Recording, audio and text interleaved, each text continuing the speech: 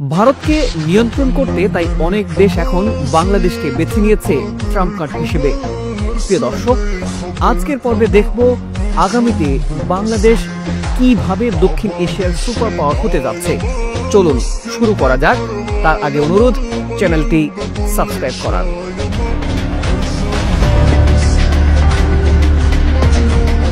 দক্ষিণ এশিয়ায় আগামীর চ্যালেঞ্জ ও বহিঃশত্রুর হাত থেকে নিজেদের বাঁচাতে সামরিক খাতে বাজেট বাড়ানো সহ শক্তিশালী প্রতিরক্ষা ব্যবস্থা গড়ে তোলার কোনো বিকল্প নেই বাংলাদেশের। আশপাশের অনেক দেশ নিজেরাই প্রতিরক্ষা সরঞ্জাম উৎপাদন করলেও এক্ষেত্রে বাংলাদেশ অনেকটাই পিছিয়ে।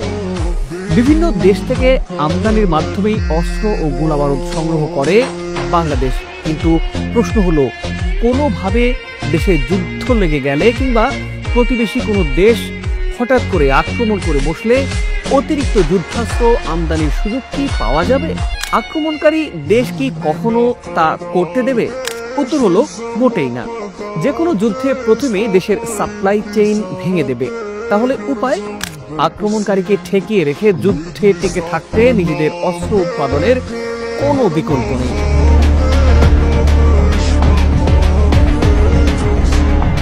বাংলাদেশে যে কোনো অস্ত্র উৎপাদন হয় না এমনটা না। 1970 সালে গাজীপুরে প্রতিষ্ঠিত বাংলাদেশের একমাত্র অস্ত্র উৎপাদনকারী প্রতিষ্ঠান বাংলাদেশ সমরাস্ত্র কারখানায় খুবই অল্প পরিমাণে হালকা অস্ত্র উৎপাদন করা হয়। কিন্তু নিয়মিত যুদ্ধে দরকার হয় কামানের গোলা, রকেট শেল, ট্যাঙ্ক সহ প্রয়োজনীয় যুদ্ধাস্ত্রের নিয়মিত যোগান দেয়া।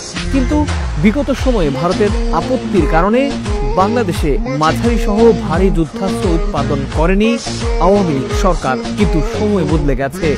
ডক্টর ইউনূসের নেতৃত্বাধীন অন্তর্বর্তী সরকার ক্ষমতায় আসার পর দেশের সামরিক খাতকে এগিয়ে নিতে সব থেকে বেশি গুরুত্ব দিয়েছে। এরই মধ্যে পাকিস্তান থেকে একটি উচ্চ পর্যায়ের সামরিক দল বাংলাদেশ ঘুরে গেছে।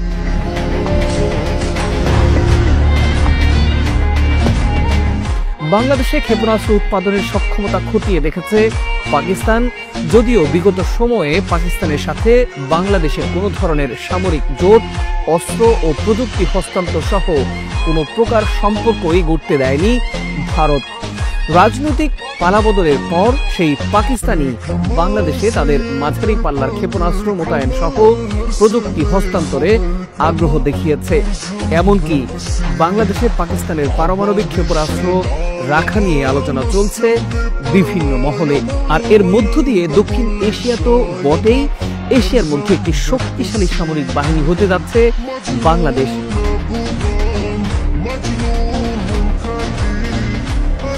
এই মুহূর্তে সব থেকে বেশি আলোচনা চলছে বাংলাদেশে তুরস্কের সামরিক কারখানা স্থাপনের বিষয়টি নিয়ে। তুরস্কের সাথে বাংলাদেশের সামরিক সহযোগিতা নতুন কিছু নয়। বেশ কয়েক বছর ধরেই দেশটি চাচ্ছে বাংলাদেশকে সামরিক খাতে এগিয়ে নিতে।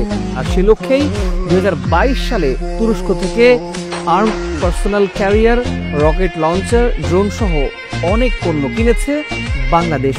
এমনকি যুদ্ধের মোড় ঘুরিয়ে দেয়া তুরস্কের বিখ্যাত বাইরাক্টার টিভি-2 ড্রোন এর মধ্যে বাংলার আকাশ পাহারায় নিয়োজিত আছে।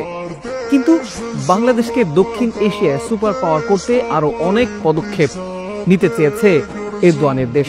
শুধু অস্ত্র ক্রয় বিক্রয়ের মধ্যে সীমাবদ্ধ না থেকে তুরস্কের একটি কোম্পানি বাংলাদেশ মেশিন টুলস ফ্যাক্টরিকে